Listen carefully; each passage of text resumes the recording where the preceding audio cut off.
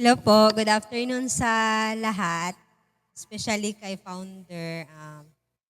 Sa 36 million out there, good afternoon.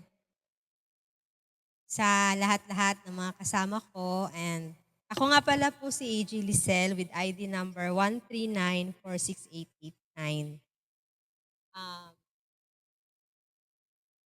Actually, 3 months pa po ako sa AG Agency.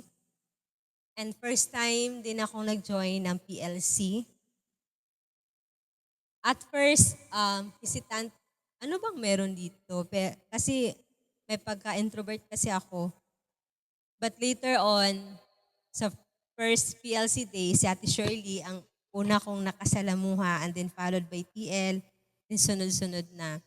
So doon ko na masaya pala dito. Tapos aside sa masaya, ang mga kasama mo din friendly, mabait, di madamot sa advices. Tapos ang haba ng pasensya ni TL. Hindi lang sa si TL, no? So, sa lahat ng mga kasamahan ko. Totoo, sa 3 months, nag-enjoy po ako. Hindi ko ma-imagine na, pag mag-start ka pala ng hesitant, mag-end ka din ng buong buo. Kung magtatapos ito, hahanapin ko ang mga kagrupong ito. Honestly. And then, thankful po ako and grateful na naging part ako sa agency. Walang panghihinayang, wala lahat, as in. Naging part na siya ng daily lives ko nga, pagpupuna po pala ako. Tapos mag-greetings, nasanay kasi greetings, good morning. Tapos naging daily routine mo na siya sa GC na mag-greet, and then kumustahin yung mga kasama mo. Tapos pag nasa panel na, chika-chika, like that. So anong happening sa life.